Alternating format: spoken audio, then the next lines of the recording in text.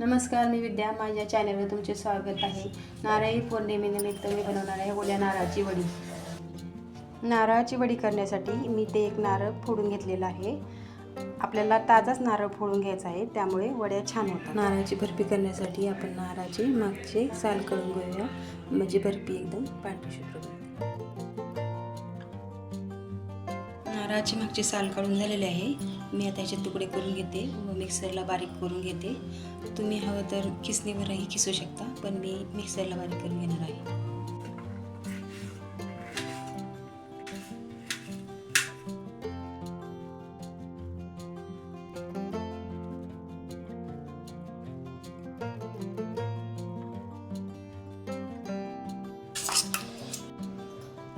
नारळ माझा खिसून झालेला आहे. हा साधारण काचेचा बाऊल आहे, त्याच्या 1/4 पट आहे.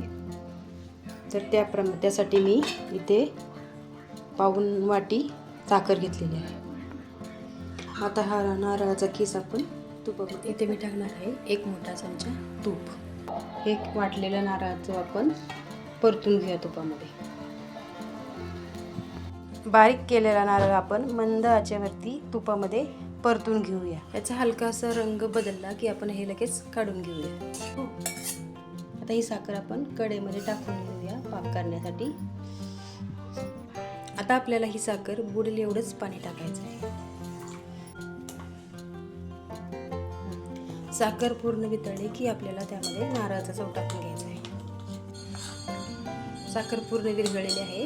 आपण त्याच्यामध्ये नारळ टाकून घेऊया.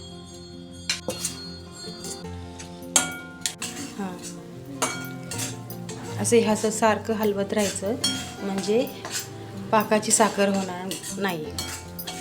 यामध्ये मी टाकणार आहे थोडीशी विलायची पावडर.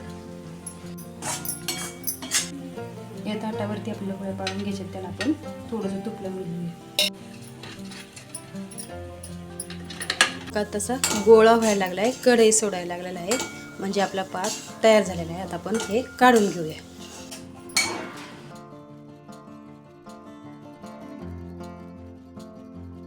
गरम असताना थापून घ्यायचे आहे.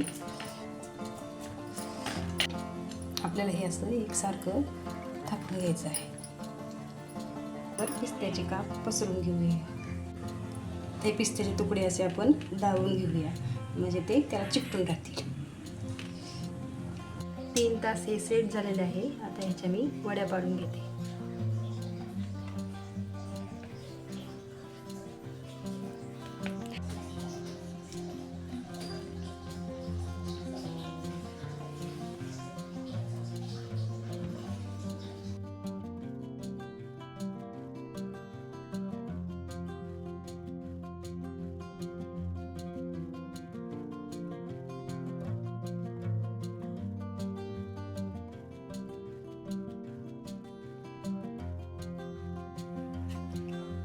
आता आपण ह्याच्या वड्या काढून घेऊयात.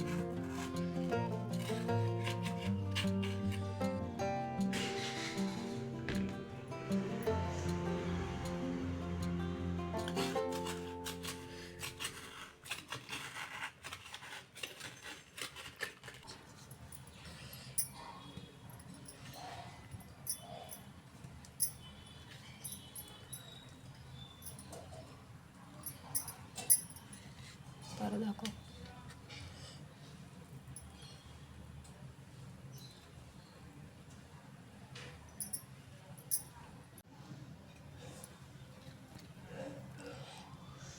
नारळाची वडी एकदम छान मऊसूत झालेली आहे. साखरेचे प्रमाण पण व्यवस्थित आहे. तोंडात टाकेल अशीच विरघळणारी आहे. एकदम खुसखुशीत नारळाची वडी.